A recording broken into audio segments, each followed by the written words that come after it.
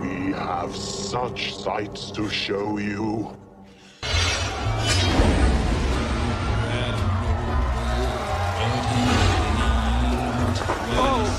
While not as myth-breaking as Halloween Kills, this movie absolutely is The Last Jedi of the series. It's an entirely pointless sequel in the same vein as Jurassic World Fallen box office that promises it's taking chances, but really it's just drenching its script in fluff. Take, for example, the breadcrumb of masks worn by all the previous killers was itself a red herring in a film that overly relied on red herrings. But we do get the Ghostface Museum because the last two movies sure paved the way forward by exploiting its past. While Morgan Freeman does the cliched exposition dump, she makes two flagrant statements. Firstly, that what we're dealing with here appears to be a case of the rules of a film franchise. We're in a franchise, and there are certain rules to a continuing franchise. I had a feeling. Hold up. Hey. The rules of each film in the collection are as follows. OG Scream stated the rules of a scary movie. Part 2, the rules of a sequel. Part 3, a trilogy. 4, a remake. 5, a requel. And Part 6, the rules of a franchise? What type of shallow trash is that? You know you've hit the skids when you're not just recycling tired ideas, but you're so bereft of identity that your sixth entry can only identify as a franchise, which your series has already been for the better half of 4 sequels? Brilliant! Brilliant!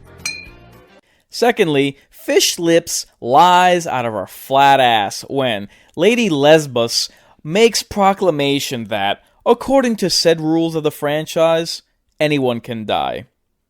Which means main characters are completely expendable now too. Any of us could go at any time, especially Sam and Tara.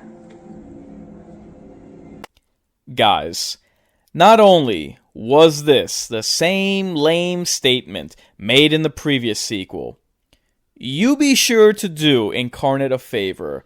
Bear that statement in mind for the end of this video.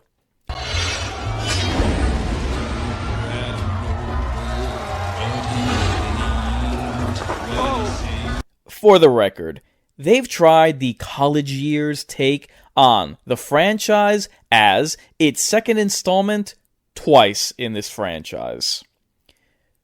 You know what other dead-end shake-up the Scream series has attempted and failed at? Moving the story out of Woodsboro. Can we just admit that when you try to shift the genre from a high school-centric plot and pigeonhole it into university lifestyle, it just doesn't work? They tried it with Buffy the Vampire Slayer, Sabrina the Teenage Witch, The Vampire Diaries, etc., etc. If Michael Myers was in a retirement home for the criminally insane, Ghostface has reached Van Wilder levels of cringe as the elder frat boy who arrived fashionably late in the mid-90s, but almost 30 years later clung to the party scene a bit too long. There's nothing more pathetic than an aging hipster. It's one thing if your movie starts out at Ivy League. Candyman and the Black Xmas remake started off in college. But the Scream series is just grasping at straws by this point. Any excuse to keep this train on the tracks? Seriously, for a franchise whose subgenre attempted CW11 melodrama and actors, they've reached CW levels of writing and acting. To that point, it's painfully obvious to see that this series has preoccupied our time and its efforts with being trendy rather than in delivering a suspenseful plot or telling a gripping story. Was it worth it? Run. Run and tell those you will what you will. Tell them there is something loose, but tell them quickly, while you still have a soul.